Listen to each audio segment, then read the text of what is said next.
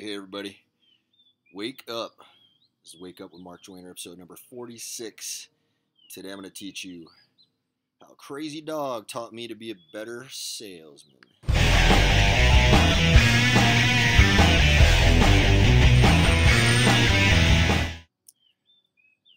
Alright, so, I moved into this place with some roommates for the first time in decades. I have not had roommates. It's been very, very long, I got to tell you. I've lived with wives, I've lived with family. I have not had roommates in a really long time because, frankly, I like to be kind of a solitary guy, and I like to have control of my environment as much as I can. And coming into this environment, everything's wonderful. These guys are great. This place is great. I mean, I'm in nature. It's just this massive place. It's so big that we can barely run into each other if we all stick to our own business. So I can kind of be solitary and focus on my work. That's a cool thing. But there was one problem, man. They had this dog, this just dirty, wild dog living in this house, right? And they call him Maba. Now it's Thai for crazy dog. And I'm like, all right, well, you got to put up with something. Nothing's going to be a perfect situation.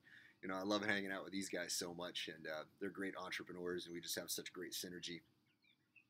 And we got a lot of things planned, and plus I've got, the great Thomas Engbert's coming out here training me, and all these, world-class athletes going to be coming in. We've got a wonderful thing. You guys are going to see something miraculous happen when we start documenting this stuff. It's going to be fantastic.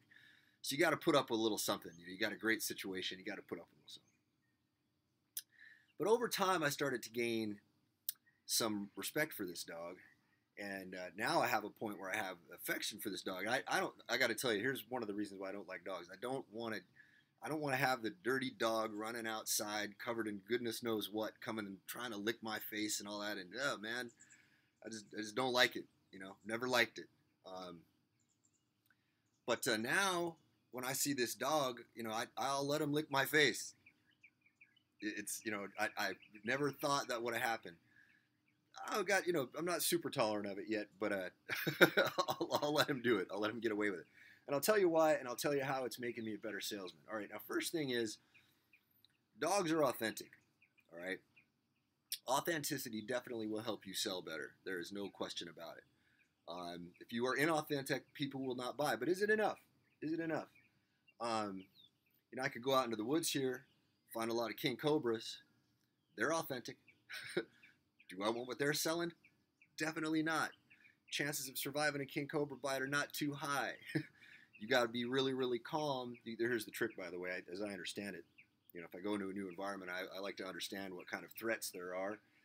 I will do a tactical assessment of the area, and I will find out what kind of insects, animals are dangerous. These are useful things to know anywhere you are. And I don't have full understanding of this stuff yet, and I would like to get deeper into the survival. But as I understand it, a king cobra, if he bites you, you got to stay really calm, and you got to get to a place that has anti-venom. Might be a good idea to stock anti-venom in the house in the very unlikely event it were to happen, that you were to be bit by a king cobra. Now, my point here is would I buy from a king cobra? I don't want what a king cobra is selling. Okay, obviously, I don't want that. So okay, he's authentic. That's going to help, but obviously that's not the whole picture. Well, what else is he? Now, Maba is a loving dog. He is a loving dog. He really is, man. I tell you what. But he's a little bit needy, right? So now being loving and grateful for your clients is going to boost your sales. But is it enough? Is it enough? With Maba in the beginning, it was a little much. It's like, come on, man, just settle down. You got to, why are you so needy, right? Just being needy is not enough. I mean, you see what I'm getting at? You can be loving, but if you're loving in a needy way, it's a little bit repellent.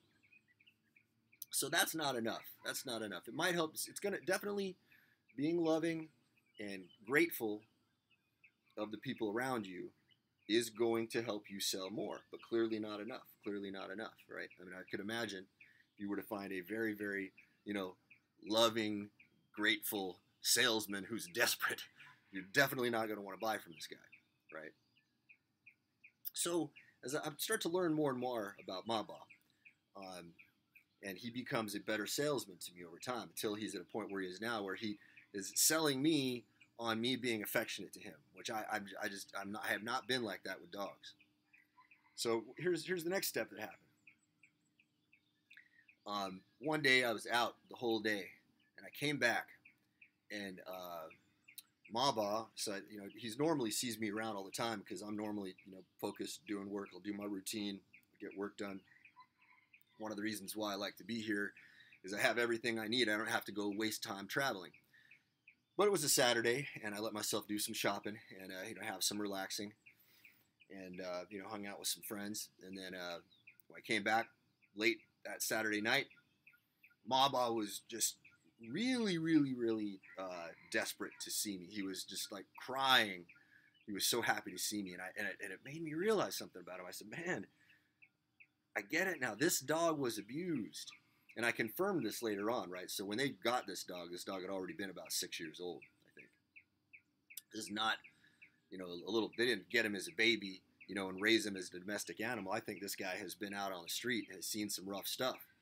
And that really endeared me to him. So, all right, so if you're authentic and you're super grateful and loving, and people understand where that emotion is coming from, maybe you have a flaw and they understand why that flaw is there.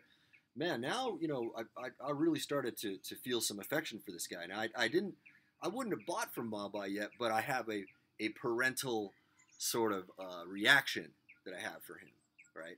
But that's a very different thing. I want to be his parent. I don't want to buy from him. Now, the next thing I observed about Maba got him really, really close to a point where I would buy, right? So I had been seeing this, but it never really clicked in. This dog is always on the lookout. So there's about 3 levels, and this is a pretty massive place. You guys can't tell from this video here, but there's like 4 levels in here, and it's huge. But now Maba will get into the higher points of vantage. He is an intelligent tactician. I would have liked to have him on a team if we were in the military together, because he is smart. He's looking around, he's going up and down the levels, and he is always on the lookout. When there is a threat outside, someone new comes in that is not familiar, he will let you know. He will let you know. And he's even chased off threats. I don't even know what was out there. He's got a little compadre that runs in, this female dog. He's gelded, so it's not his girlfriend, but they hang out, these two. And when there was some threat out there, who knows, it might have been a snake out on the road or whatever, they ran out and barked and scared this thing away, whatever it was. They knew that thing had no business in the house, and they wanted to protect us. And I thought, man, wow, now I see this dog in a whole new light. So this guy went through whatever he went through. This guy has obviously had a rough life, but he still has the capacity to be loving and generous, right? And he still is tough. He's still tough. He's willing to get up and defend this house. Now my level of respect for this animal is way higher. Now let me give you some contrast here. Compare David Goggins and Jocko Willink, right?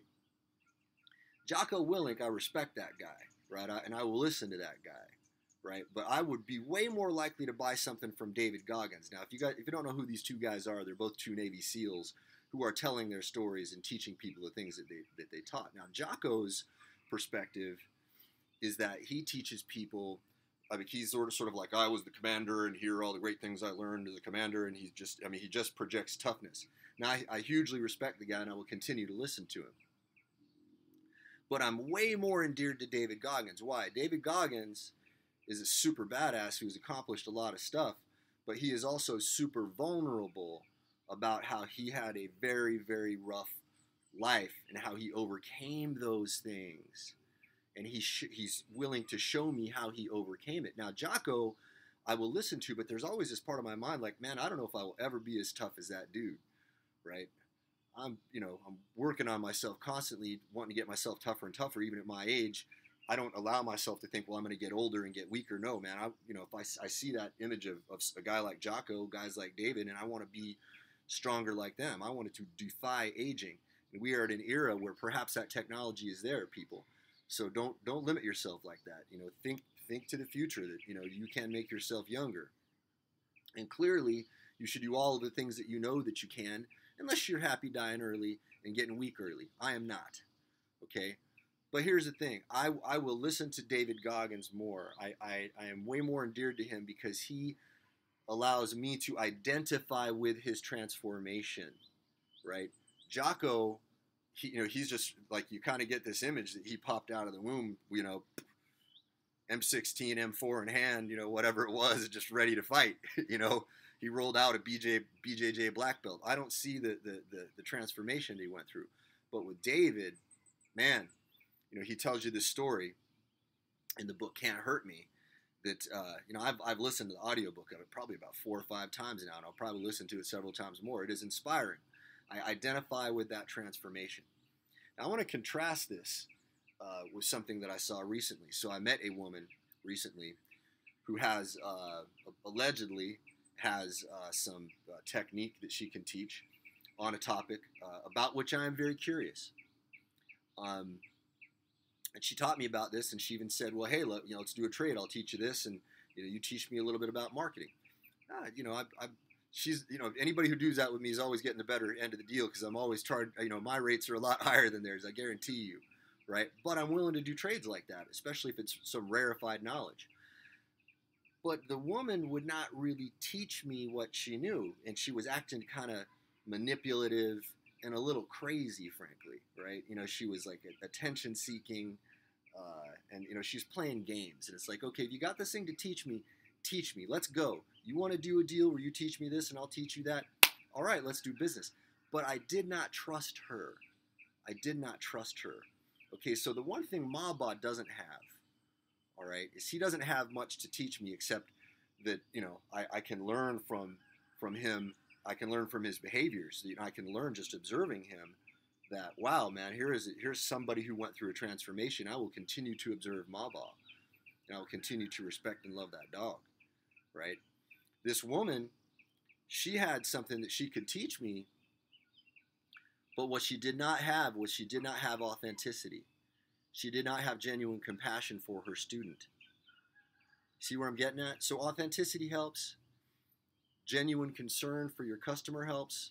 The capacity to love your customer, empathy for your customer, those things help. Showing people that you were able to transform, all of this helps, right? But without something to teach, now, that's not enough, all right? You might have a great friend, but you're not going to have a sales relationship going on there. Now, add something to teach. And here we go. We got, David Goggins and then Jocko Willink. If Jocko has something to teach, I'm still going to listen, but I'm way more likely to buy from David because he showed me his transformation. Okay, but the ability to show me that you have something to teach is not enough if you don't have all of those other things aligned. Okay, in fact, it's repellent. I got to a point with this woman where I was like, you know what? I don't even care what you have to sell at this point. I'm unwilling to play your game. Nothing is worth playing your game because clearly you're playing a game. And that also makes me question whether or not the integrity of what you are going to teach me is going to be of value. Okay, and I think if you guys listen to this again, you might want to listen to this a couple times, because if you really get what I'm telling you in this video, you will be a far, far better salesman. I guarantee it. All right, you guys, that is it for today, and I will talk to you all tomorrow. You have a beautiful day. I know I am.